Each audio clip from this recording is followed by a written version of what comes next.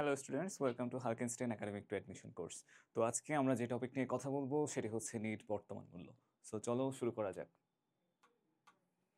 আমাদের এখানে প্রথমে একটি ম্যাথ দেওয়া আছে। ম্যাথে কি বলেছে যে সমান নগদ আন্তঃপ্রবাহযুক্ত দুটি প্রকল্পের নিট বর্তমান মূল্য। ঠিক আছে, এখানে বলল যে নিম্নে 20 বছর মেয়াদী সম্পন্ন দুটি প্রকল্পের নিট বা নিট মূল্য আমাকে বের করতে হবে বা নিউ মূল্য বের করতে হবে। প্রতিটি প্রকল্পের গ্রহণযোগ্যতা সম্পর্কে আমাকে মন্তব্য করতে হবে এবং ধরে নিতে হবে যে ফার্মের সুযোগ ব্যয় 14%। সুযোগ ব্যয় কত বলে দিয়েছে আমাকে? 14%। এখানে নগদ আন্তঃপ্রবাহগুলো হচ্ছে আমাকে দেওয়া আছে যে প্রথম বিনিয়োগের ক্ষেত্রে নগদ আন্তঃপ্রবাহ হচ্ছে এই যে 2000 টাকা, তারপর হচ্ছে দ্বিতীয়টার ক্ষেত্রে নগদ আন্তঃপ্রবাহ হচ্ছে 3000 টাকা। তারপর প্রাথমিক বিনিয়োগ হচ্ছে প্রথমটার ক্ষেত্রে 10,000 এবং দ্বিতীয়টার ক্ষেত্রে 25,000। এই দুইটা ডাটা আমার খুবই ইম্পর্টেন্ট, যেটা হচ্ছে আমি জাস্ট ফর্মুলায় বসাবো। এখানে আমাকে প্রথমেই বললো হচ্ছে কি কি বের করতে হবে, যে নিট মূল্য বা নিউ মূল্য আমাকে বের করতে হবে। ঠিক আছে, নিউ মূল্য বের করার যে ফর্মুলা সেটি হচ্ছে এনপিভি। এনপিভি বেসিক্যালি বোঝায় হচ্ছে নেট প্রেজেন্ট ভ্যালু বা নতুন বর্তমান মূল্য বা বর্তমান মূল্য বা নেট বর্তমান মূল্য যেটিকে আমরা বলে থাকি। ঠিক আছে, এটি বের করার যে ফর্মুলা সেটি হচ্ছে যে এখানে তোমাদের জন্য দেওয়া আছে। সেটি হচ্ছে প্রথমত এই যে সিএফটি। সিএফটি দ্বারা কি বোঝায়? সিএফটি হচ্ছে নগদ আন্তঃপ্রবাহ। ঠিক আছে, নগদ আন্তঃপ্রবাহ। তারপর দেখো এরপর আছে হচ্ছে আমার সিএফ জিরো।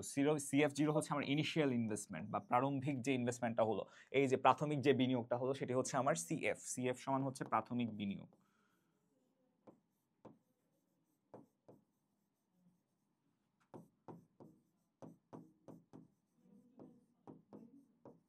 ঠিক আছে, তারপর আসে হচ্ছে আমার কে। কে মানে কি? কে মানে হচ্ছে এই যে এখানে সুযোগ ব্যয় যেটি দেওয়া আছে, কে সমান হচ্ছে সুযোগ ব্যয়। ঠিক আছে, তারপর লাগবে আমার কি? এন। এন মানে হচ্ছে আমার বছরের সংখ্যা।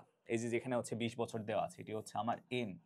ঠিক আছে, এটি হচ্ছে সিএফটি, এটি হচ্ছে সিএফ জিরো, এটি হচ্ছে সুযোগ ব্যয় কে। তাহলে এন কত? এন সমান হচ্ছে 20 বছর। তাহলে দেখো আমার সবগুলো মান এখানের মধ্যে দেওয়া আছে না? আমাকে হচ্ছে প্রথমে ক প্রকল্পেরটা বের করতে হবে। ক প্রকল্পের এনপিভি যদি আমি বের করতে যাই, তাহলে আমি ধরো এখানে লিখে দিলাম কি ক প্রকল্পের এনপিভি। ক প্রকল্পের ক্ষেত্রে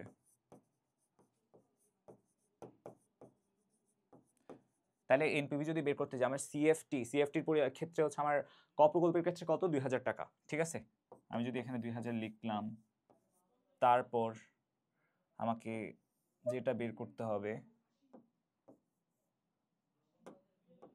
সেটা হচ্ছে 1+1 কে এর মান কত দেওয়া আছে? কে হচ্ছে সুযোগ ব্যয়। সুযোগ ব্যয়ের পরিমাণ দেওয়া আছে হচ্ছে 14%, মানে হচ্ছে 0.14।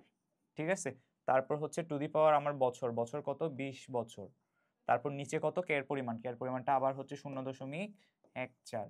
ঠিক আছে, তো এই মানটা জাস্ট ক্যালকুলেট করে যদি আমি বসাই, তাহলে আমার যে মানটা আসবে সেটি হচ্ছে ক প্রকল্পের ক্ষেত্রে আমার যে নতুন বর্তমান মূল্য বা নেট প্রেজেন্ট ভ্যালু এনপিভি যেটা বের করতে হবে সেটার মান আমরা তাহলে বের করে ফেললাম। ঠিক আছে, ঠিক সেম ওয়েতে একইভাবে আমরা খ প্রকল্পের ক্ষেত্র বের করব। খ প্রকল্পের ক্ষেত্র সবগুলো মানই সেম আসবে। কে এর মান হবে হচ্ছে সুযোগ ব্যয় 14%, এন এর মান হবে হচ্ছে 20 বছর। তারপর যে দুইটা ডাটা সেম চেঞ্জ হবে সেটা হচ্ছে এই যে এই 25,000, তারপর হচ্ছে এই যে 3,000। এই দুইটা ডাটা জাস্ট চেঞ্জ হবে, বাকি সবগুলোই সেম থাকবে। তুমি জাস্ট ফর্মুলার মধ্যে এই যে এখানে আমি কি কি বসালাম, সিএফটির জায়গায় 2000 বসালাম, তুমি বসাবে জাস্ট 3,000 টাকা। তারপর তুমি যে এই ইয়ার জায়গায় সিএফ জিরো, যেটা আমি এখানে অ্যাড করি না, সিএফ জিরো সমান হচ্ছে তোমার 10,000 বা ইনিশিয়াল যে ইনভেস্টমেন্ট টাকা, ওইটার জায়গায় তুমি বসাবা হচ্ছে 25,000। ঠিক আছে, জাস্ট বসানোর পরে এই এতটুক হচ্ছে আমার ক্যালকুলেশন, এতটুক হচ্ছে আমার মেইন ক্যালকুলেশন। ঠিক আছে, আমি জাস্ট এই ম্যাথটা যদি করতে যাই, প্রথমত আমাকে দুইটা ধাপ আছে। প্রথম প্রকল্পের ক্ষেত্রে এনপিভি বের করতে হবে, দ্বিতীয় প্রকল্পের ক্ষেত্রে এনপিভি বের করতে হবে। এখন দেখতে হবে যে কোনটার এনপিভির কীরকম, এনপিভি পজিটিভ নাকি এনপিভি নেগেটিভ। এনপিভি যদি পজিটিভ হয় তাহলে সেক্ষেত্রে হচ্ছে আমরা ওটাকে অ্যাকসেপ্ট করার প্রবাবিলিটি রাখি, যদি নেগেটিভ হয় তাহলে সেটিকে আমরা রিজেক্ট করি। ঠিক আছে, এখন দেখো এই ম্যাথের ক্ষেত্রে কি হতে যাচ্ছে, আমরা যদি দেখি যে এই ম্যাথের ক্ষেত্রে কি হচ্ছে দেখো, প্রথম প্রকল্পের ক্ষেত্রে সেম ওয়েতে আমি যেটা বললাম মাত্র, প্রথমেই আমার দেখো ইনিশিয়াল ইনভেস্টমেন্ট, সুযোগ ব্যয়, তারপর হচ্ছে নগদান্ত প্রবাহ, বছরের সংখ্যা। আচ্ছা তোমাদেরকে একটা কথা বলি, দেখো তোমরা যখন ম্যাথ করতে যাবা, প্রথমেই তোমার যে কাজটা হবে সেটি হচ্ছে প্রশ্নের মধ্যে প্রশ্নটাকে ভালোভাবে অ্যানালাইসিস করা। প্রশ্নের মধ্যে আমার কি কি ডাটা বলেছে, আমার কি কি ডাটা প্রশ্নে দেওয়া আছে, এই জিনিসটা জাস্ট আমাকে আগে সুন্দর করে লিখে ফেলতে হবে, যাতে করে পরে যখন আমি ফর্মুলার মধ্যে ওই ডাটাগুলো ইনক্লুড করতে যাব তখন যেন আমাকে প্রশ্ন খুঁজে খুঁজে একটা ডাটা ইনক্লুড করতে না হয়, তাহলে তখন হচ্ছে ভুল হওয়ার একটা চান্স থাকে। এখন তাহলে আমরা যদি এই ডাটাগুলো আগেই সুন্দর করে লিখে থাকি, আমার সূত্রের জন্য কি কি ডাটা লাগছে, তাহলে আমি জাস্ট সূত্রের মধ্যে ডাটাগুলো যদি আমি ইনক্লুড করে দিই, তাহলে আমার ম্যাথটা ওইখানের মধ্যেই শেষ হয়ে গেল। ঠিক সেম ওয়েতে আমি দেখো প্রকল্পের ক্ষেত্রে নিট বর্তমান মূল্য এনপিভি বের করলাম। এনপিভির মান কত আসছে, যে ফর্মুলার মধ্যে ডাটাগুলো বসাইছে, এন্ড দেন এনপিভির মান আসছে হচ্ছে ৩,২২৬.২৬ টাকা। ঠিক সেম ওয়েতে দ্বিতীয়টার ক্ষেত্রে হচ্ছে তোমার এই প্রাথমিক বিনিয়োগ লিখলো, তারপর হচ্ছে সুযোগ ব্যয় লিখলো, নগদান্ত প্রবাহ, বছরের সংখ্যা, সব কিছুই সেম। আমি আবারও বলছি সব কিছুই সেম, তোমার জাস্ট ফর্মুলার মধ্যে কোথায় কোথায় চেঞ্জ হচ্ছে। CF0 ইনিশিয়াল যে ইনভেস্টমেন্ট, সেটা হচ্ছে প্রথমটার ক্ষেত্রে ছিল মেবি 10,000, পরেরটার ক্ষেত্রে হয়েছে 25,000। তারপরেরটা হচ্ছে CFT মানে হচ্ছে তোমার নগদ যে আন্তঃপ্রবাহ আছে, সেটি প্রথমটার ক্ষেত্রে ছিল 2,000, পরেরটার ক্ষেত্রে হয়েছে 3,000। এই দুইটা জায়গায় জাস্ট চেঞ্জ হচ্ছে, বাকি সব কিছু সেম থাকছে। আশা করি ম্যাথটা তোমরা বুঝতে পেরেছো। এই যে দেখো, এই দ্বিতীয় প্রকল্পের ক্ষেত্রে আমার নিট বর্তমান মূল্য কত বেরিয়েছে, এখানে দেখো মাইনাস আসছে, ঠিক আছে, একটা মাইনাস সাইন আসছে। যদি মাইনাস সাইন আসে, কোনো প্রকল্পের নেগেটিভ যদি এনপিভি হয়, তাহলে নর্মালি ওই প্রকল্পটা আমাদের জন্য লাভজনক না, তখন হচ্ছে আমরা ওই প্রকল্পটা রিজেক্ট করি, ঠিক আছে। তাহলে এখন আমার সলিউশনটা কি দিল, সলিউশনটাই যদি বলতে যায়, আমাদেরকে যদি বলতে হয় যে সলিউশন বলতে আমরা কি বলবো, আমরা প্রকল্পটা হচ্ছে আমরা রিজেক্ট করব, কারণ প্রকল্পের ক্ষেত্রে এনপিভির মান ঋণাত্মক। প্রকল্পটা আমরা একসেপ্ট করব, কারণ প্রকল্পের ক্ষেত্রে এনপিভির মানটা হচ্ছে ধনাত্মক। আর এনপিভি কিভাবে ক্যালকুলেশন করতে হয় সেই ফর্মুলাটা তোমাদেরকে দেখিয়েছি, ফর্মুলার কোথায় কোথায় চেঞ্জ করতে হবে, দুইটা প্রকল্পের ক্ষেত্রে কিভাবে চেঞ্জ করতে হবে সেটাও তোমাদেরকে মাত্র দেখালাম। আশা করি এই ধরনের ম্যাথে তোমাদের আর কোনো প্রবলেম থাকার কথা না, ঠিক আছে। যদি থাকে তাহলে অবশ্যই জানাবা, তোমাদের প্রবলেমগুলো সলভ করার জন্যই আমরা আছি। তোমাদের যে কোনো প্রবলেম সলভ করার চেষ্টা করবো, ঠিক আছে। সো এখন আমরা পরের ম্যাথটাতে যদি যাই, এই ম্যাথটা আমাকে কি বলেছে, অসমান নগদ প্রবাহযুক্ত দুটি প্রকল্পের নিট বর্তমান মূল্য। মিস্টার রোকন সিটিসেল লিমিটেড এর আর্থিক ব্যবস্থাপক, তিনি 5 বছর মেয়াদী দুটি প্রকল্প মূল্যায়ন করতে গিয়েছেন। মেয়াদটা দেওয়া আছে 5 বছর এন, ঠিক আছে। দুটি মূল্যায়ন করতে গিয়ে দেখতে পেলেন যে প্রকল্প দুটির পে ব্যাক সময় 4 বছর এবং প্রকল্প দুটির বর্ণন বিনিয়োগের পরিমাণ 1,00,000 টাকা। এটা হচ্ছে CF0, ঠিক আছে। প্রকল্প দুটির প্রত্যাশিত নগদ প্রবাহ ছিল নিম্নরূপ। এই যে আমার দুইটা প্রকল্প আছে, প্রথম বছরের মধ্যে প্রথম প্রকল্পের নগদ প্রবাহ, দ্বিতীয় প্রকল্পের নগদ প্রবাহ, 5 বছরের ডাটাটা আমার কাছে দেওয়া আছে। আমার কাছে কি জানতে চেয়েছে হচ্ছে প্রকল্প দুটির মূলধন ব্যয় দেওয়া আছে, এবং জানতে চেয়েছে প্রকল্প 1 এবং প্রকল্প 2 এর নিট বর্তমান মূল্য কত। এখানে একটা কথা আছে, কথাটা হচ্ছে কি জানো, আমার এখানে ডাটা দেওয়া আছে কয় বছরের, 5 বছরের ডাটা দেওয়া আছে না। এর আগের ম্যাথে যদি আমরা যাই, এর আগের ম্যাথে ডাটা দেওয়া আছে কয় বছরের, প্রাথমিক বিনিয়োগ ডাটা দেওয়া আছে, এবং প্রত্যেক বছর নগদ আন্তঃপ্রবাহ হচ্ছে সমান। তার মানে এখানের মধ্যে সমান নগদ আন্তঃপ্রবাহ এর আগের ম্যাথটাতে, কিন্তু এর পরের ম্যাথটাতে হচ্ছে নগদ আন্তঃপ্রবাহটা সমান না, এক এক বছর এক এক রকম। এই যে আমার ছকটার মধ্যে যদি তাকাই, তাহলে হচ্ছে আমরা বুঝতে পারবো। ছকের মধ্যে দেখো, প্রথম বছরে হচ্ছে 10,000, তারপর বছর 20,000, তারপর 30, 40, 50। এটা কোনো বছর কি সমান হয়েছে? ঠিক সেম এখানেও কি কোনো বছর সমান হয়েছে? সমান হয়নি। যদি সমান না হয়, তাহলে আমার ফর্মুলাটাও চেঞ্জ হয়ে যাবে। একটু আগে আমি যে ফর্মুলাটা করলাম, যে CFT, CF0, ওইগুলো তো থাকবেই, কিন্তু চেঞ্জটা কোন জায়গায় হচ্ছে সেটা দেখো। আমার ফর্মুলাতে তখন হবে এই যেটা CFT হবে, সরি, এখানে CFT হচ্ছে আমার ওই যে নগদ আন্তঃপ্রবাহ যেটা আসছে সেটা প্লাস CF0। তাহলে আমি এখানে কি লিখতে পারি, এইটা থেকে যদি আমি মডারেট করি, তাহলে আমি কি লিখবো, CF1 divided by 1 plus K divided by N, প্রথম বছরের ক্ষেত্রে N1, প্লাস CF2। আমার এখানে ডাটা দেওয়া আছে কয় বছরের, 5 বছরের, ঠিক আছে। CF2, তারপর হচ্ছে 1 plus K to the power 2 বা K square, plus CF3 divided by 1 plus K to the power 3 plus CF4 divided by 1 plus K to the power, sorry 1 plus K to the power 4 plus CF5 divided by 1 plus K to the power 5, এই পুরাটার থেকে minus করব হচ্ছে initial যে CF আছে সেটা, বা আমার initial যে ইনভেস্টমেন্ট সেটা জাস্ট আমি মাইনাস করব। এখন আমার এখানের মধ্যে দেখো কি কি চেঞ্জ হচ্ছে। কে এর মানটা তো হচ্ছে সবসময় সেমই থাকছে, কে এর মানটা কি এখানে চেঞ্জ হওয়ার কোনো পসিবিলিটি আছে? অবশ্যই নাই। কে এর মানটা সেম থাকতেছে, চেঞ্জ হচ্ছে জাস্ট এই সিএফটি বা যেটাকে আমরা বলি, এটার মান হচ্ছে আমার এখানে দেওয়া আছে। প্রথমটার ক্ষেত্রে হচ্ছে যেমন সিএফ1, এটা হচ্ছে সিএফ1, আর হচ্ছে সিএফ2, সিএফ3, সিএফ4, একইভাবে সিএফ5। এটার ক্ষেত্র ঠিক সেম ভাবেই হবে। এটা সিএফ1, সিএফ2, সিএফ3, সিএফ4, সিএফ5, জাস্ট এই জায়গায় চেঞ্জটা হচ্ছে। আর ইনিশিয়াল যে আমার ইনভেস্টমেন্ট বা প্রারম্ভিক যে বর্ণন বিনিয়োগের পরিমাণ, এখানে কি চেঞ্জ হওয়ার কোনো ওয়ে আছে? এটা তো সবসময় সেমই থাকবে, কাজে এখানে আমার কোনো রকমের কোনো চেঞ্জ আসছে না। ঠিক আছে, তো আমি জাস্ট এখানে এই জায়গায় এই ফর্মুলার মধ্যে যদি আমি মানগুলো বসিয়ে দিই তাহলে আমার আনসারটা চলে আসবে। যেমন হচ্ছে সিএফ1 এর জায়গায় তুমি কি বসাইলা? সিএফ1 এর জায়গায় বসাইলা হচ্ছে 10,000, সিএফ2 এর জায়গায় বসালা 20,000, 30,000, 40,000, 50,000, এভাবে সিএফ5 পর্যন্ত বসালা, ইনিশিয়াল ইনভেস্টমেন্টটা বিয়োগ করলা। দেন হচ্ছে আমার কে এর পরিমাণ কত দেওয়া আছে? কে এর পরিমাণ আছে হচ্ছে আমার 10%, এই যে মূলধন ব্যয় দেওয়া আছে 10%, এই যে কে, তাহলে কে সমান কত? 10% মানে হচ্ছে 0.1 বা 0.1। ঠিক আছে, এই কে এর মানও আমার এখানে দেওয়া আছে, আর বাকি সব কিছু তো আছেই। তাহলে এই পোর্শনটা জাস্ট আমাদের জন্য একটু ডিফিকাল্ট ছিল, একটু নতুন ছিল।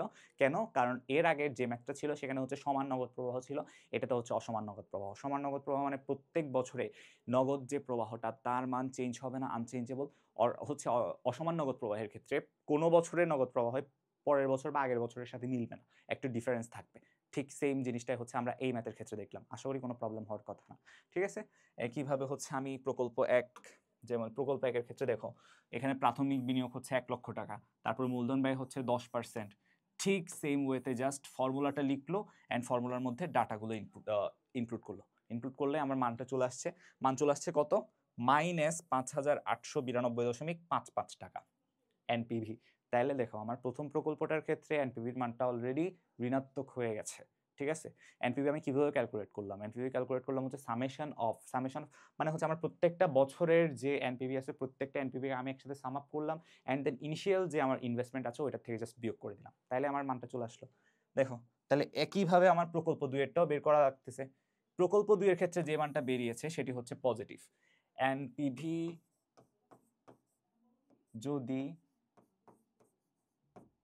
ধনাত্মক হয়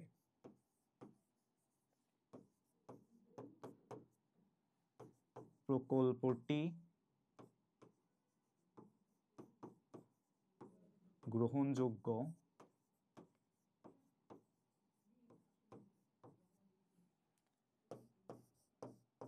এনপিভি যদি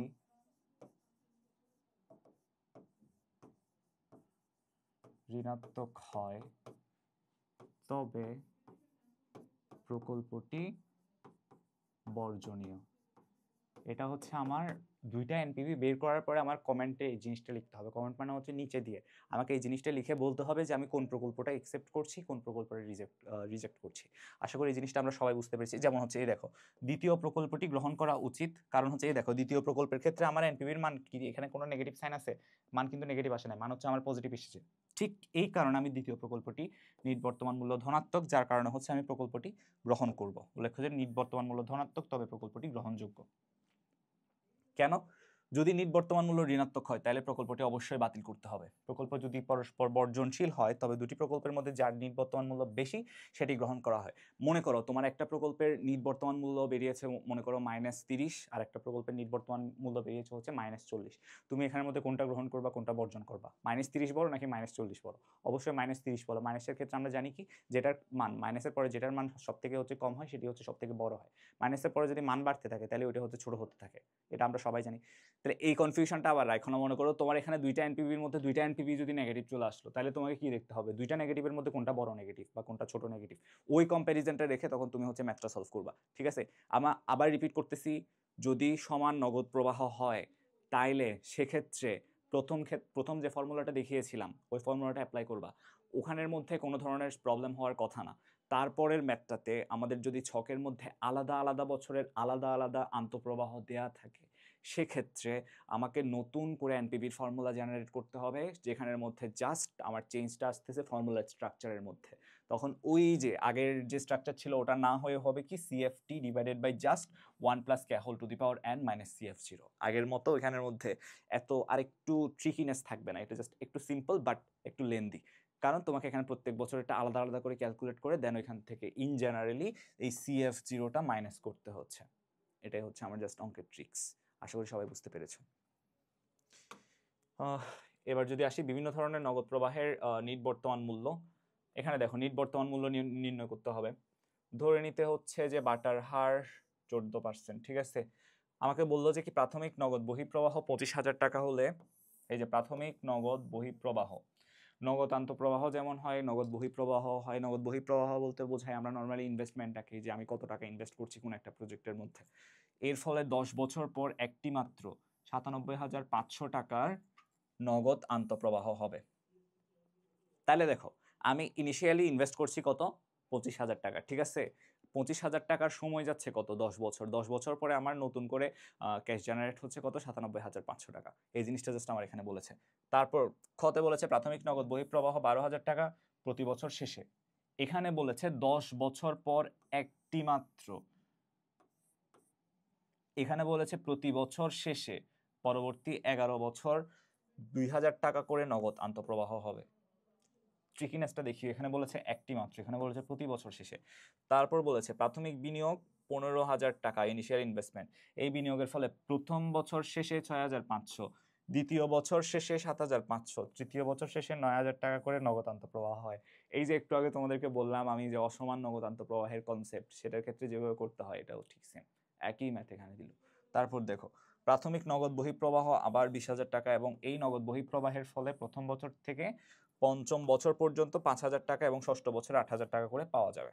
তাহলে ম্যাথটা কিভাবে করবো দেখো, এখানে প্রথম বছরের ক্ষেত্রে তো হচ্ছে আমার জাস্ট ফর্মুলার মধ্যে আমি মানটা বসাই দিব। ফর্মুলাটা কি, ফর্মুলাটা হচ্ছে এনপিভি সমান CF ডিভাইডেড বাই 1 যোগ k to the power n minus CF0 হচ্ছে ইনিশিয়াল ইনভেস্টমেন্ট।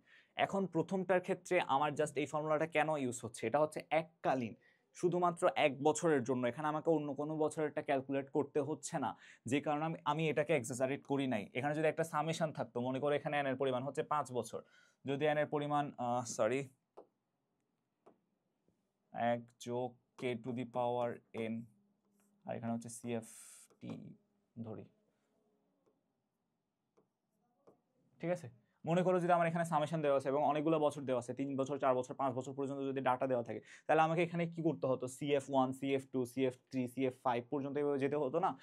কিন্তু আমার এখানে যেহেতু বলেছে 1 বছর, সেহেতু আমি এখানে জাস্ট এই সামেশনটা ইউজ করছি না। এখানে যদি আমার 5 বছর বা তার পরবর্তী কোনো সময়ের ডাটা দেওয়া থাকতো, তাহলে সেক্ষেত্রে আমি সামেশনটা ইউজ করতাম। ঠিক সেম ওয়েতে হচ্ছে আমার যদি বলে বার্ষিক বৃত্তির ক্ষেত্রে, দেখো বার্ষিক বৃত্তির ক্ষেত্রে আমাকে বলেছে হচ্ছে তোমার এই যে এখানের মধ্যে বলেছে হচ্ছে কি বার্ষিক বৃত্তির ক্ষেত্রে 10 বছর প্রতি বছর শেষে পরবর্তী 11 বছর পর্যন্ত, 11 বছর প্রত্যেক বছর শেষে পরবর্তী 11 বছর পর্যন্ত n এর মান কত, 11 বছর, ঠিক আছে। এখানে কি এককালীন বলেছে, এককালীন তো বলে নাই, কিন্তু তার আগেরটাতে জাস্ট এককালীন, মানে হচ্ছে একটা বছর আমাকে ক্যালকুলেট করতে হবে, তারপরের বছর হচ্ছে 11 বছর। এই স্মল ট্রিকগুলো জাস্ট একটু মাথায় রাখবা, ঠিক আছে, তাইলে হচ্ছে তোমার ম্যাথটা অনেক ইজি হয়ে যাবে। যেমন হচ্ছে দেখো এর পরেরটাতে কি করেছে, পরেরটা তো হচ্ছে একটু আগে আমি যে CF এর ফর্মুলাটা দেখিয়েছিলাম যে সমান নগদ আন্তঃপ্রবাহ, ওটার ক্ষেত্রে কিন্তু নগদ আন্তঃপ্রবাহটা সমান, যে 11 বছর ধরে ঠিক সেম পরিমাণ টাকাই হচ্ছে আমার জেনারেট হচ্ছে। দেখো প্রত্যেক 11 বছর শেষে 2,000 টাকা করে, তাইলে এখানের মধ্যে আমার ইয়াটা হচ্ছে সমান নগদ আন্তঃপ্রবাহ, ঠিক আছে। আমি এটা লিখে দিই এখানে তোমাদের জন্য বুঝতে সুবিধা হবে। এখানে হচ্ছে সমান নগদ আন্তঃপ্রবাহ, ঠিক আছে।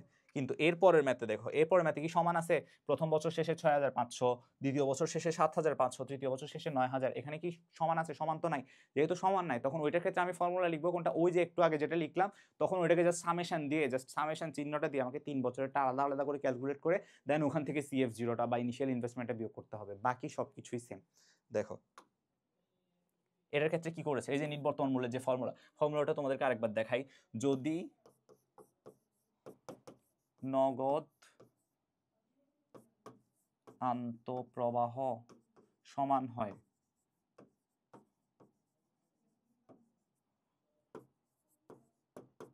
তখন এনপিভির মান হবে সিএফটি ইন্টু 1 যোগ,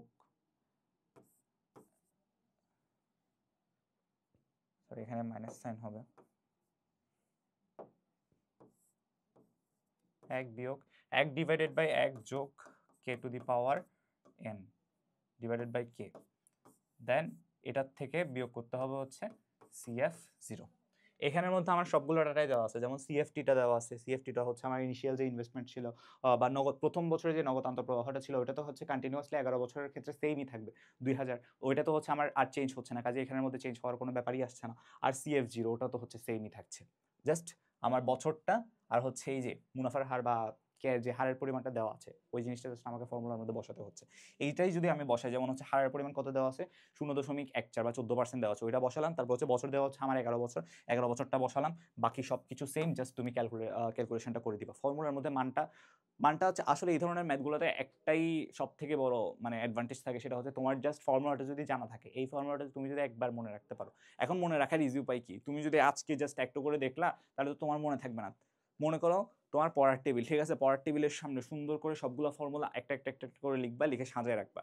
সাজায় রাখার ফলে কি হবে, তুমি যখনই হচ্ছে তোমার পড়ার টেবিলে বসবা বা যখনই হচ্ছে আসা যাওয়া করবা ওই পড়ার টেবিলের সামনে, তখন হচ্ছে তোমার ওই ফর্মুলাগুলো চোখে পড়বে, চোখে পড়লে তোমার জিনিসটা তখন আস্তে আস্তে আস্তে আস্তে একেবারে মাইন্ডের মধ্যে সেট হয়ে যাবে, তোমার আর ভুলের কোনো চান্স থাকবে না। এই কাজটা জাস্ট করে দেখো, এখানে বাকি সব কিছুই আসলে ইজি। তুমি জাস্ট ফর্মুলাটা যদি দেখো তাহলে ফর্মুলা দেখেই বলতে পারবে এখানের মধ্যে তোমার কি কি ডাটা লাগবে, সব ডাটা প্রশ্নের মধ্যে দেওয়া থাকবে, বাকি সবই ইজি।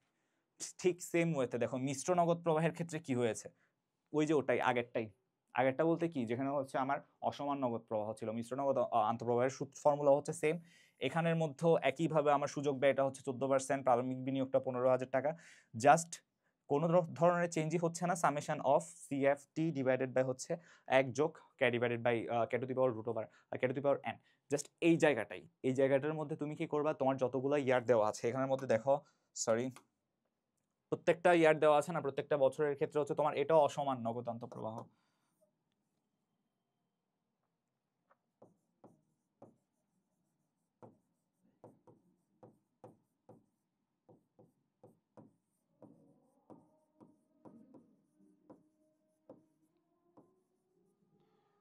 এখানে দেখো প্রথম বছর থেকে পঞ্চম বছর পর্যন্ত 5,000, ষষ্ঠ বছর থেকে 8,000 টাকা করে পাওয়া যাবে। তাহলে এখানের মধ্যে অসমান যে প্রবাহ বা অসমান যে নগদান্ত প্রবাহ, সেটার ক্ষেত্রে হচ্ছে নর্মালি আমার যে ফর্মুলাটা হয়, দাঁড়াও, আচ্ছা না এটা হচ্ছে আমরা গ নাম্বারটার ক্ষেত্রে দেখছি।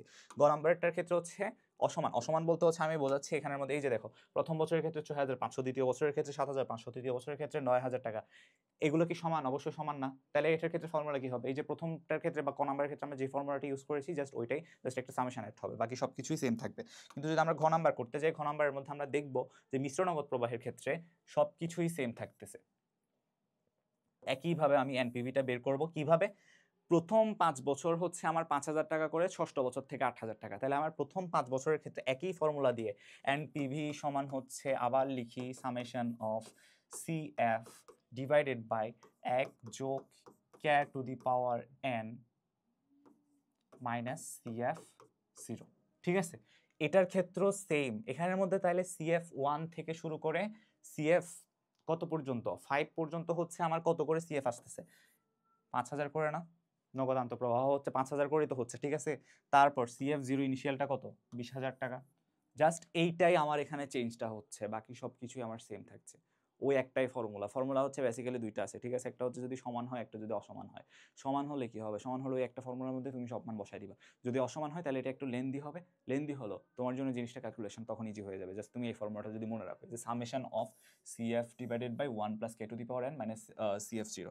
ঠিক আছে, এবার আমরা পরের ম্যাথটা দেখি। এখানে বলেছে হচ্ছে মিট পাওয়ার একটি স্বল্পমেয়াদী প্রকল্পে 60,000 টাকা বিনিয়োগ করতে চায় কত, 60,000 টাকা। ঠিক আছে, প্রকল্পটি থেকে পরবর্তী 3 বছর বর্ণিত নগদ আন্তঃপ্রবাহ, প্রথম বছরে 20,000, তারপরের বছরে হচ্ছে 25,000, তারপরের বছরে 40,000। তৃতীয় বছর শেষে প্রকল্পটি বন্ধ করতে কোম্পানি অতিরিক্ত 10,000 টাকা দরকার হবে। তুমি কি মনে করো এই প্রকল্পটি সামিট পাওয়ারের গ্রহণ করা উচিত কি না? ডাটাগুলো একটু খেয়াল করে দেখো। প্রথমে হচ্ছে স্বল্পমেয়াদী প্রকল্পে কত বিনিয়োগ করতে চাই, 60,000 টাকা। বছর সংখ্যা কত, 3 বছর। তারপর হচ্ছে নগদ প্রবাহ, প্রথম বছরে 20,000, তারপরের বছরে 25,000, তারপরের বছরে 40,000। তারপর বলেছে তৃতীয় বছর শেষে প্রকল্পটি বন্ধ করার জন্য অতিরিক্ত 10,000 টাকা দরকার হবে। আমি কি মনে করি যে এই প্রকল্পটি সামিট পাওয়ার গ্রহণ করা উচিত কিনা। আসো আমরা যদি অঙ্কটা সলভ করতে যাই, আমাদেরকে এখানে দুইটা পার্টে জিনিসটাকে হচ্ছে ভাগ করতে হবে। প্রথম পার্টে আমরা কি করব জানো, ওই যে 3 বছরের হিসাব আমার কাছে দেওয়া আছে না, 3 বছরের হিসাব কি সমান অসমান না?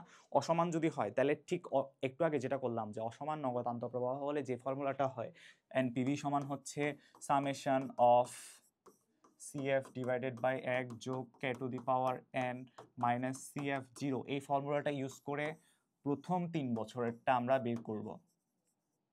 প্রথম 3 বছর, দেন এখান থেকে ওই যে আমার ইনিশিয়াল ইনভেস্টমেন্ট যেটা আছে, আমি ইনিশিয়ালি কত ইনভেস্ট করেছি, 60,000 টাকা ইনভেস্ট করেছি না, ওইটার সাথে আমাকে অতিরিক্ত যে ইয়াটা আছে, অতিরিক্ত যে ব্যয়টা করে আমি বন্ধ করতে চাচ্ছি প্রকল্পটা, আমার প্রকল্পটা হচ্ছে যদি চলতেই থাকে কন্টিনিউয়াসলি, যদি চলতেই থাকে তাহলে তো সেটা হয় না। প্রকল্পের একটা নির্দিষ্ট মেয়াদ আছে এবং মেয়াদ শেষে প্রকল্পটা বন্ধ হওয়া বাধ্যতামূলক। এখন বন্ধ করার জন্য আমাকে অতিরিক্ত কত টাকা দিতে হচ্ছে, 10,000 টাকা। এখন যেটা করতে হবে, এটার সাথে এটার থেকে আমাকে এই যে আমার প্রথম ইনিশিয়াল ইনভেস্টমেন্ট বা প্রারম্ভিক যে ব্যয়,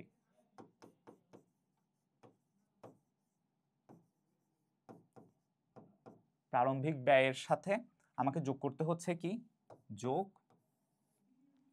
ওই যে যে প্রকল্প যে টাকাটা হচ্ছে আমি এখানে ইনভেস্ট করেছি জাস্ট প্রকল্পটা বন্ধ করার জন্য, ওই টাকাটা হচ্ছে কত, 10,000 টাকা। ঠিক আছে, আর বাকি সব সেম থাকবে। 1 যোগ আমার হার কত দেওয়া আছে, 10%, 10% মানে হচ্ছে 0.1 টু দি পাওয়ার বছর কত, আমার বছরের পরিমাণ দেওয়া আছে হচ্ছে 3 বছর। ঠিক আছে, আমাকে 3 বছরের মধ্যে প্রকল্পটা বন্ধ করা লাগবে। তাহলে আমার সব কাজটাই সেম, আমি সামেশন দিয়ে 3 বছরের হিসাবটা ক্যালকুলেশন করব, ক্যালকুলেশন করে ওটার থেকে কি বিয়োগ দিতে হচ্ছে, ইনিশিয়াল ইনভেস্টমেন্ট প্লাস ওটার সাথে ইনিশিয়াল ইনভেস্টমেন্ট ছিল 60,000 টাকা, ওটা প্লাস আমার যে নতুন কত টাকা যেন আমি ব্যয় করলাম, 10,000 টাকা ব্যয় করেছি জাস্ট প্রকল্পটা বন্ধ করার জন্য। ওই 10,000 টাকার যে হিসাব ওইটা ক্লোজ করার জন্য আমাকে জাস্ট নতুন করে এই পোর্শনটা অ্যাড করতে হচ্ছে। বাকি সব কিছুই সেম। আশা করি ম্যাথটা বুঝতে পেরেছো। এখানে আসলে নতুন কিছুই নাই, জাস্ট দুইটা পার্ট। আবার বলি, দুইটা পার্ট। প্রথম পার্টটা হচ্ছে সেম, অসমান নগদ আন্তঃপ্রবাহ, অসমান নগদ আন্তঃপ্রবাহের যে হিসাব, অসমান নগদ আন্তঃপ্রবাহের যে হিসাব, সেই হিসাব অনুযায়ী আমি 3 বছরের ডাটা ক্যালকুলেশন করব। দেন ওখান থেকে জাস্ট আমাকে বিয়োগ দিতে হচ্ছে কি, নতুন করে যে হচ্ছে আমার হিসাব ক্লোজ করতেছি বা প্রকল্পটা বন্ধ করতেছি, তার জন্য যে আমি 10,000 টাকা ইনভেস্ট করলাম, ওই 10,000 টাকার যে হিসাব সেটি আমি জাস্ট বিয়োগ দিব এখান থেকে। বাকি সব কিছুই সেম। আশা করি বুঝতে পেরেছো। তারপর ম্যাথে আমাকে বলছে যদি কোম্পানির মূলধন ব্যয় 15% হয় তবে মেশিনটি গ্রহণ করা উচিত কিনা। মূলধন ব্যয় এখানের মধ্যে চেঞ্জ হয়ে গেল। ঠিক আছে, মূলধন ব্যয় চেঞ্জ হয়ে গেল, বললো যে হচ্ছে 15% হয়েছে। এখন নতুন করে মেশিনটি আমার পক্ষে ক্রয় করা উচিত কিনা, বা ক্রয় করলে আমি কি লাভ পাবো নাকি ক্ষতি হবে আমার বা লস হবে, এই জিনিসটা আমাকে দেখতে হবে। ঠিক আছে, ওকে। বেসিক্যালি এখানে আমাকে আরেকটা ম্যাথের মেবি ডাটা দেওয়া আছে যেখানে হচ্ছে 5 বছরের হিসাব আছে। আচ্ছা, ওই ম্যাথটাতে যদি আমরা যাই যে এখানের মধ্যে 15% হয়, তখন হচ্ছে আমার সব কিছুই সেম থাকবে, জাস্ট পার্সেন্টেজটা চেঞ্জ হয়ে যাবে, এই যে 10%টা চেঞ্জ হয়ে যাবে। ঠিক আছে, এই 10%টা চেঞ্জ হবে, এই 10%টা তখন কত হয়ে যাবে, 0.15। সবগুলোতে তুমি লিখে দিবে যে 0.15, 0.15 হওয়ার পরে তোমার এখানে একটা মান আসবে। ঠিক আছে, এখানের মানটা কত আসে ওইটা জাস্ট তোমাকে ক্যালকুলেট করতে হবে, ক্যালকুলেট করে দেখতে হবে যে জিনিসটা তুমি অ্যাফোর্ড করতে পারতেছো কিনা।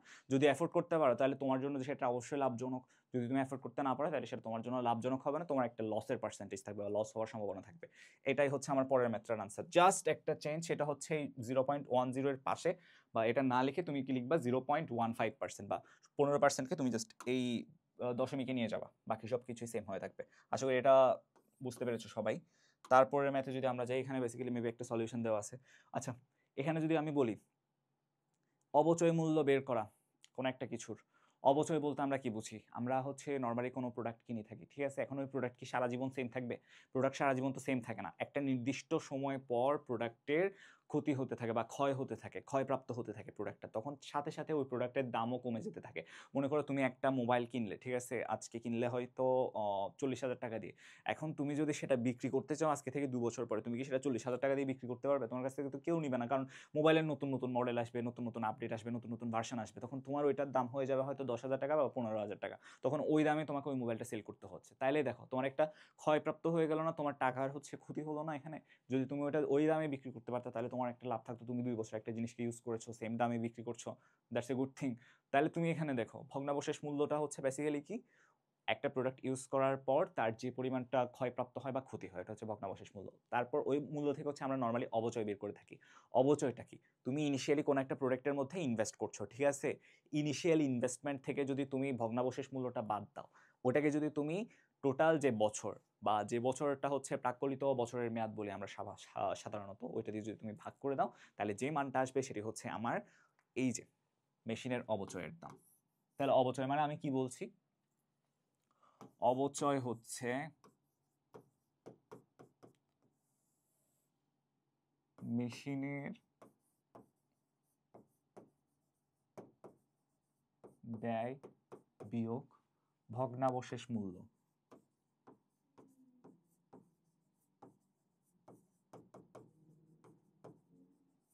ওটাকে হচ্ছে আমি কত দিয়ে ভাগ করছি? বছর বা সময় বা প্রাক্কলিত বছরের মেয়াদ, ঠিক আছে। তারপর আমার কি মানটা আসলো, আমার অবচয়ের পরিমাণটা আমি এখানে চলে আসলো, সেটা হচ্ছে কত?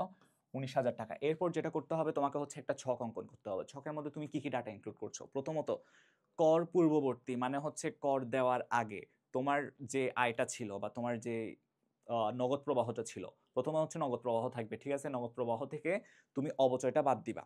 প্রত্যেকটা নগদ প্রবাহ থেকে তুমি সেম পরিমাণ তো অবচয়টা হচ্ছে, ঠিক আছে, তাই না? এই অবচয়টা প্রত্যেকটা নগদ প্রবাহ থেকে বাদ দিতে হবে। বাদ দেওয়ার পরে যে মানটা আসবে সেটি হচ্ছে এই যে কর পূর্ব আয়। কর পূর্ব আয় চলে আসবে। কর পূর্ব আয়ের থেকে আমাকে যে মানটা বিয়োগ দিতে হবে সেটা হচ্ছে কর বা যে পরিমাণ ট্যাক্স আমি পে করছি, ওই ট্যাক্সটা যদি বাদ দেই তাহলে আসবে হচ্ছে আমার কর পরবর্তী আয়।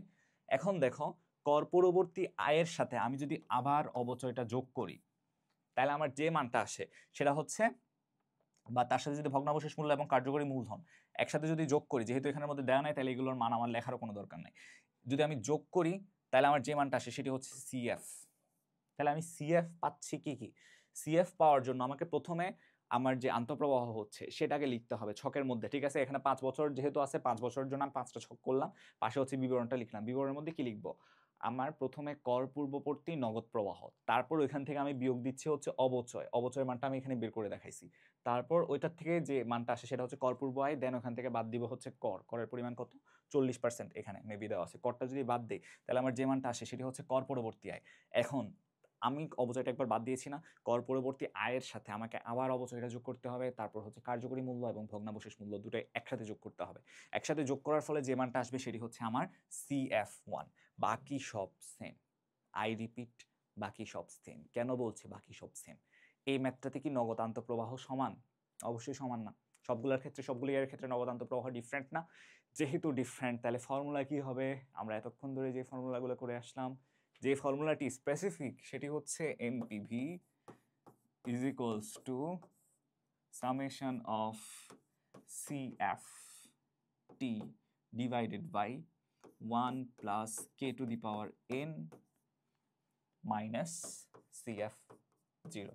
এই ম্যাথটা যদি তুমি কোয়েশ্চেনটা একটু দেখো, সরি এখানে কোয়েশ্চেন তো নাই, যদি কোয়েশ্চেনে তুমি যাও, কোয়েশ্চেনের মধ্যে তুমি কি দেখবা?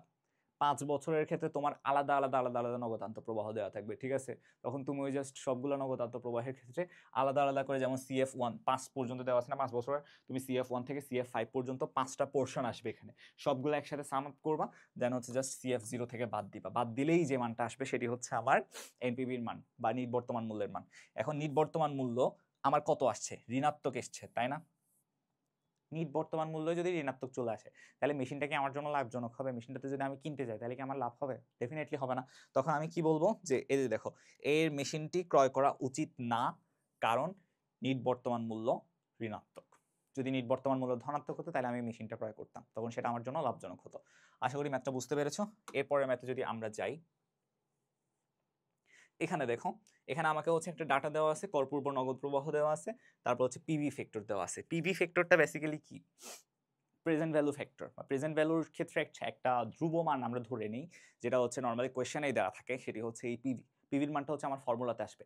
এরকম পিভি যদি কোনো ম্যাথে দেওয়া থাকে, তাহলে সেক্ষেত্রে আমার ফর্মুলার মধ্যে স্পেসিফিক যে চেঞ্জটা আসবে সেটা হচ্ছে CFT into PV IF minus CF one. এটা হচ্ছে এনপিভির ফর্মুলা। জিনিসটা একটু নোটিস করে রাখো।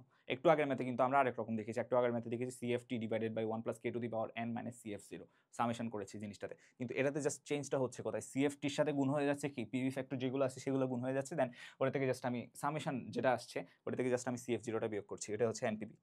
এটা খুবই ইজি একটা ম্যাথ। যেমন হচ্ছে আমি যদি পরের পোর্শনটা দেখতে চাই, একইভাবে আমাকে এখানের মধ্যে যে মানগুলো দেওয়া আছে, তুমি একটা জিনিস খেয়াল করবা যে এই জিনিসটা এটা কি করপূর্ব? যদি করপূর্ব হয় তাহলে করপূর্ব নগদ প্রবাহ, এইটার থেকে মাইনাস করতে হবে কি? অবচয়। অবচয় যদি আমি মাইনাস করি তাহলে যে মানটা আসবে সেটি হচ্ছে আমার করপূর্ব আয়। করপূর্ব আয়। করপূর্ব আয় থেকে আমি যদি কর মাইনাস করি, মাইনাস কর, তাহলে যে মানটা আসে সেটি হচ্ছে কর পরবর্তী আয়।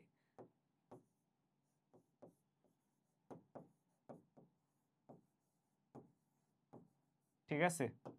এখন এই কর পরবর্তী আয়ের সাথে আমাকে কি করতে হবে? একটু আগে তোমাদেরকে যেভাবে বলছিলাম, প্রথমে তুমি কর পরবর্তী আয় বের করলা, কর পরবর্তী আয় বের করার পরে ওটার সাথে আবার অবচয়টা যোগ করতে হবে, তারপর হচ্ছে তোমার কার্যকরী মূলধন বা ভগ্নাবশিষ্ট মূল্য যদি দেওয়া থাকে তাহলে ওগুলো আবার যোগ করতে হবে, যোগ করে হচ্ছে তোমার আবার টোটাল যে মানটা আসবে সেটা হচ্ছে সিএফ।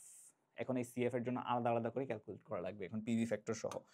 এই মানটার ক্ষেত্রেও সেম, দেখো তোমার কর পরবর্তী নগদ প্রবাহ বের হলো প্রত্যেকটার ক্ষেত্রে। এখন জাস্ট এই summation of CF into PV if এই ফর্মুলার মধ্যে তুমি জাস্ট প্রত্যেকটা নগদ প্রবাহের জন্য তোমার আলাদা আলাদা এখানের মধ্যে কি দেওয়া আছে? পিভি ফ্যাক্টর দেওয়া আছে। প্রত্যেকটা নগদ প্রবাহের সাথে তুমি আলাদা আলাদা পিভি ফ্যাক্টরগুলো গুণ করবা।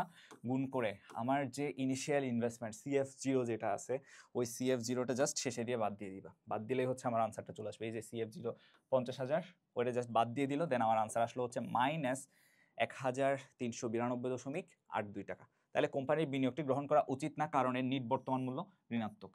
কেন ঋণাত্মক হলে গ্রহণ করা উচিত না? আমি একটু আগে বলেছি যে সেটি তখন হচ্ছে আমাদের ঝুঁকির একটা পার্সেন্টেজ থাকে বা আমাদের লস হওয়ার একটা সম্ভাবনা থাকে। আশা করি বুঝতে পেরেছো। এই ম্যাথটা খুবই ইজি এবং আগের ম্যাথের মতোই। তারপরের ম্যাথ যদি আমরা দেখি, এখানে হচ্ছে কি বলেছে? সমান নগদ প্রবাহযুক্ত একটি প্রকল্পের আয়ের হার নির্ণয়, এবং বলেছে হচ্ছে এসিআই লিমিটেড সেই সমস্ত প্রকল্প গ্রহণ করে যেগুলো ফার্মের নর্মালি হচ্ছে কত? মূলধন ব্যয় 15% থেকে বেশি আয় করে। ফার্মটি বর্তমানে 10 বছর মেয়াদী একটি প্রকল্পের কথা বিবেচনা করছে, যেখান থেকে প্রতি বছর 10,000 টাকা করে নগদ আন্তঃপ্রবাহ হবে। প্রকল্পটির জন্য প্রাথমিকভাবে 50,000 টাকা বিনিয়োগ করতে হবে। তাহলে আমার ইনিশিয়াল ইনভেস্টমেন্ট কত হচ্ছে? 50,000 টাকা। এখন দেখো প্রকল্পটির আন্ত আয় হার, এই জিনিসটা আমাদের জন্য নতুন। আন্ত আয় হার আমাদেরকে নির্ণয় করতে হবে এবং বলতে হবে যে প্রকল্পটির গ্রহণযোগ্যতা সম্পর্কে মন্তব্য। ঠিক আছে?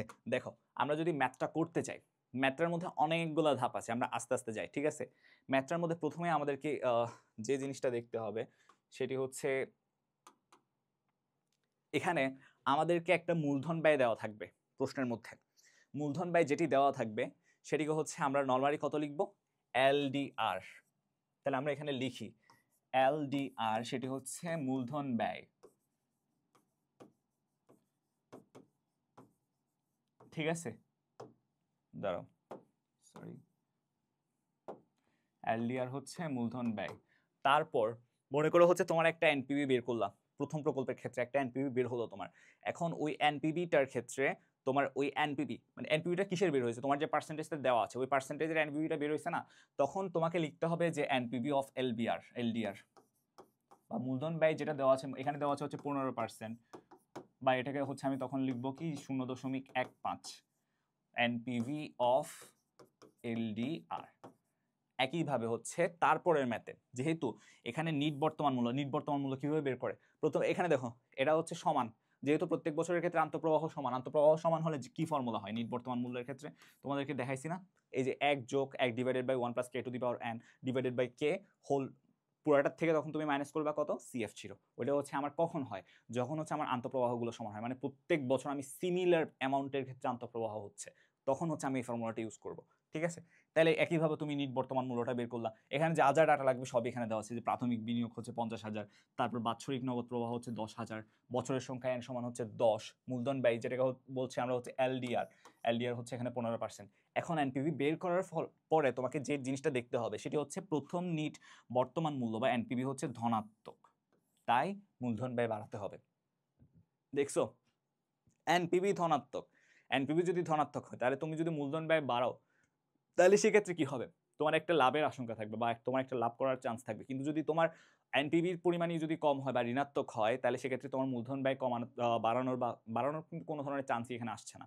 তখন যেহেতু এখানে আমার এনপিভির পরিমাণটাই হচ্ছে আমার ধনাত্মক, তাহলে আমাকে ধরে নিতে হবে, যে ধরে নিলাম মূলধন ব্যয় আমি বাড়াইছি, মূলধন ব্যয় আগে ছিল 14%, যেটা লো ছিল, লো থেকে আসছে হচ্ছে বেসিক্যালি আমার এল।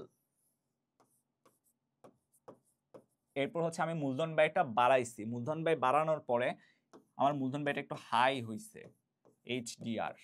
যখন আমি মূলধন ব্যয় কত ধরেছি 21%, ঠিক আছে? এই এইচটা বেসিক্যালি ইন্ডিকেট করে হচ্ছে হাই, বুঝছো? এই তখন আমি মূলধন ব্যয় এটা ধরে একইভাবে আমার নতুন করে আরেকটা এনপিভি আমি বের করব। প্রথমে আমি এনপিভি বের করেছি কি 15% ধরে না, 15% আমার প্রশ্নের মধ্যে দেওয়া আছে, এনপিভি বের করলাম, তারপর হচ্ছে দেখা গেল কি এনপিভির মান ধনাত্মক মানে এনপিভির আমার মূলধন ব্যয় বাড়াতে হবে। মূলধন ব্যয় আমি ধরাই নিচ্ছি যে 15% থেকে ম্যাক্সিমাম করতে হবে, তুমি চাইলে 16% ধরতে পারো বা 17% ধরতে পারো বা 20%, 21%, হোয়াটএভার ইউ থিঙ্ক, ওটা ধরতে পারো, ঠিক আছে? আমি ধরে নিলাম 21%, তাহলে এটা আমি বাড়াইছি, দ্যাট মিনস হচ্ছে এটা আমার এইচডিআর তাহলে কত 21%, বা এটাকে হচ্ছে 0.21 লিখবো, 0.21। একইভাবে আমি আরেকটা এনপিভি বের করব। দেন আমার যে কাজটা আছে সেটা হচ্ছে এই যে এই ফর্মুলাটা আইআরআর। আমি ফর্মুলাটা এখানে একটু সুন্দর করে লিখে দিই যাতে তোমাদের বুঝতে প্রবলেম না হয়।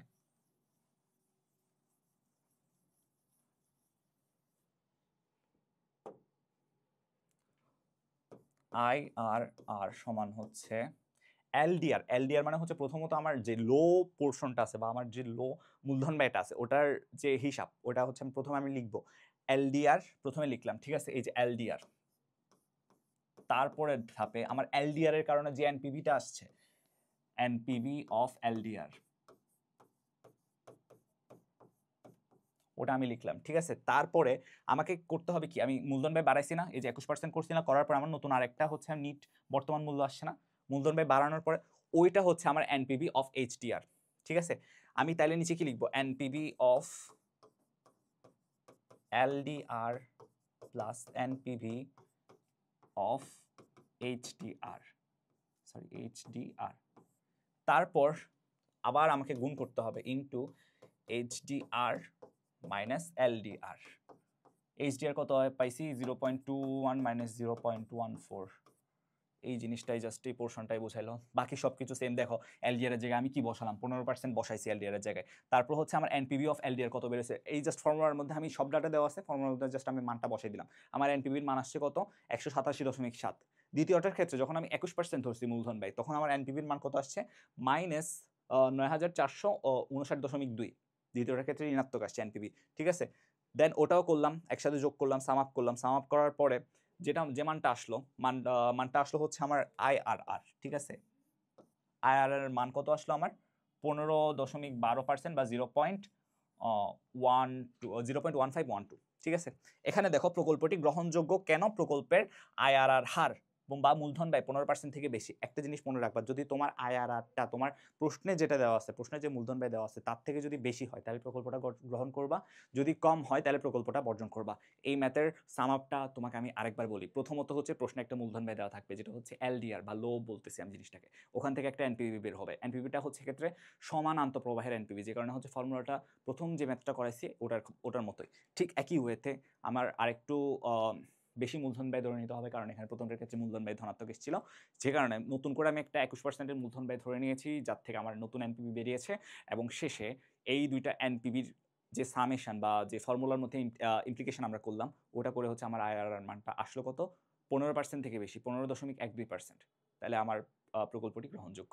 দ্যাটস ইট, এটাই হচ্ছে আমার ম্যাথ। আশা করি সবাই বুঝতে পেরেছ। এরপরের ম্যাথটাও একই রকম, একদম একই রকম, কারণ দেখো এখানের মধ্যে হচ্ছে এই প্রকল্প নির্বাচন করার জন্য ধানমন্ডিতে একটি নতুন শাখা চালু করলো। দেন পরিকল্পনা করছে যে শাখাটি চালু করার জন্য প্রাথমিকভাবে তাদের 2,20,000 টাকা সরকার, এবং এটাও প্রত্যাশা করা হচ্ছে যে শাখাটি চালু হলে আগামী 4 বছরের প্রতি বছর 80,000 টাকা করে নগদ আন্তঃপ্রবাহ হবে। এখানের মধ্যে দেখো প্রত্যেক বছরে নগদ আন্তঃপ্রবাহ, তার মানে এটা সমপ্রবাহ প্রত্যেক বছরে, ঠিক আছে। তারপর হচ্ছে দেখো সিআর ফুডসের প্রত্যাশিত আয়ের হার হচ্ছে 20%। এখানে বলছে কি প্রকল্পটির আন্ত আয় হার নির্ণয় করতে, আইআরআর। একইভাবে সিপি ফুডসের ধানমন্ডি শাখাটি চালু করা উচিত কিনা, একইভাবে ভাই আমরা জাস্ট সেম, এই যে দেখো আমি ফর্মুলা এখানে লিখে রেখেছি, সেম ভাবে আইআরআর এর ফর্মুলা ইউজ করবে। এখানে হচ্ছে যে মানটা দেওয়া আছে মূলধন ব্যয়, সেটি হচ্ছে আমার ঋণাত্মক এসেছে, তাই এখানে হচ্ছে বাটার হার কমাতে হবে। মূলধন ব্যয় যেহেতু এক্ষেত্রে ঋণাত্মক, তাহলে বাটার হার কমাতে হবে। মূলধন ব্যয় যদি ধনাত্মক হয় তাহলে হচ্ছে আমি পার্সেন্টেজটা বাড়াই নিব, যদি মূলধন ব্যয় ঋণাত্মক হয় তাহলে পার্সেন্টেজটা কমাই নিব। যেহেতু এখানে মূলধন ব্যয় কত আসছে -12,901.6 ঋণাত্মক এসছে, তাহলে হচ্ছে আমার মূলধন ব্যয়টা পরের বার যখন আমি নিচ্ছি তখন একটু বাড়াই নিতে হবে। তখন আমি মূলধন ব্যয় কত ধরলাম, মূলধন ব্যয় হচ্ছে তখন আমি 14% ধরলাম, ঠিক আছে। 14% ধরে তখন হচ্ছে আমি আবার এনপিভি ক্যালকুলেট করেছি, আবার হচ্ছে আমার এলডিআর এর মধ্যে আইআরআর এর মধ্যে আমি সেম ভাবে এই এলডিআর সমান কত, এলডিআর সমান মানটা হচ্ছে 0.14 ওটা লিখলাম। তারপর হচ্ছে এনবিবি অফ এলডিআর, এই যে 0.14 এর ক্ষেত্রে আমার এনপিভি কত ছিল এইটা বের হয়েছিল না, এই মানটা জাস্ট আমি এখানের মধ্যে বসাইলাম। একইভাবে জাস্ট বাকি ক্যালকুলেশনটাও করে দিলাম, আমার আইআরআর মানটা চলে আসলো আগের ম্যাথের মতোই। এই ম্যাথটার মধ্যে নতুন করে ট্রিক্স কিছুই নাই, তোমার জাস্ট দেখা লাগছে কি এখানে সমানান্ত প্রবাহ কি আছে, যেহেতু সমানান্ত প্রবাহ আছে তাহলে তোমার সেম ফর্মুলা এনপিভি অ্যাপ্লাই করছো, জাস্ট একটা চেঞ্জ, সেটা হচ্ছে তোমার ওই যে মূলধন ব্যয়টা কি ওই অনুযায়ী এনপিভি বের করার পর কি এনপিভির মানটা ঋণাত্মক আসছে নাকি ধনাত্মক আসছে। যদি ধনাত্মক হয় তাহলে মূলধন ব্যয় বাড়াবা, যদি ঋণাত্মক হয় তাহলে মূলধন ব্যয় কমাবা। আর কমানোর পরে যেটা হয় সেটা হচ্ছে এইচটিআর বাড়ানোর, কমানোর পরে যেটা হয় সেটা হচ্ছে এলডিআর বাড়ানোর, যেটা বেশি সেটা হচ্ছে এইচটিআর। জাস্ট এই এলডিআর এইচডিআর এর ওটা নিয়ে কনফ্লিক্ট হওয়ার বা মাথার মধ্যে আওলায় যাওয়ার কিছু নাই, জাস্ট ওই জিনিসটা মনে রাখবা, আর বাকি ম্যাথটাই হয়ে যাবে। এটার মধ্যে আসলে অত প্যাচের কিছু নাই, সিম্পল ম্যাথ, সিম্পলি চিন্তা করবা, দেখবা ম্যাথ অলরেডি হয়ে গেছে, ঠিক আছে। ওকে, সো একইভাবে ম্যাথটা তোমরা দেখে নিবা সেম। আচ্ছা, খ নাম্বার আমাকে বললো যে হচ্ছে ধানমন্ডিতে এটা চালু করা উচিত না, কারণ প্রকল্পের আন্ত আয় হার ফার্মের মূলধন ব্যয় থেকে বেশি হয়ে গেছে, ঠিক আছে। মূলধন ব্যয় থেকে বেশি হয়ে গেলে তখন প্রকল্পটি গ্রহণযোগ্য। আবার যদি প্রকল্পের আয়ের হার মূলধন ব্যয় থেকে কম হয় তখন প্রকল্পটি বাতিলযোগ্য। এখানে সিপি ফুডসের ধানমন্ডি শাখাটি চালু করা উচিত না, কারণ প্রকল্পের আন্ত আয়ের হার হচ্ছে 17.02%, যেটি কোম্পানির প্রয়োজনীয় আয়ের হারের থেকে কম। এখন মনে করো তোমার আয় দরকার হচ্ছে 20%, তোমার আয়ের হার হচ্ছে 17%, তাহলে তুমি কি প্রকল্পটা অবশ্যই নিবা না? যদি তোমার মানে মাথার মধ্যে যদি বুদ্ধি থাকে তাহলে আমরা অবশ্যই প্রকল্পটা অ্যাকসেপ্ট করবো না, আমরা ডেফিনেটলি প্রকল্পটা রিজেক্ট করবো। এই কথাটা জাস্ট এখানে বলেছে, আর কিছুই না, বাকি সব কিছুই সেম, ঠিক আছে। আবার এখানে হচ্ছে সিএফ ডিভাইডেড বাই এনপিভি করলো, এই যে আমার হারের পার্সেন্টেজটা বেরিয়ে গেল। এটা রেজাল্ট যেহেতু 10 থেকে বেশি, তাই বাটার হার হচ্ছে আবার 6% কমানো হয়েছে, সুতরাং প্রথম নিট মূল্য ঋণাত্মক, তাইলে বাটার হার কমাতে হবে। এখানে বেসিক্যালি আমাকে এটাই বলেছে যে আমি ওই যে মূলধন ব্যয়টা কখন বাড়ালাম কখন কমালাম, বাড়ালাম কখন যখন হচ্ছে ধনাত্মক হয়, কমালাম কখন যখন হচ্ছে ঋণাত্মক হয়, বাকি সব তো সেম। বুঝতে পেরেছি? ওকে, তো আমাদের আজকের ক্লাস এ পর্যন্ত ছিল। Thank you everyone.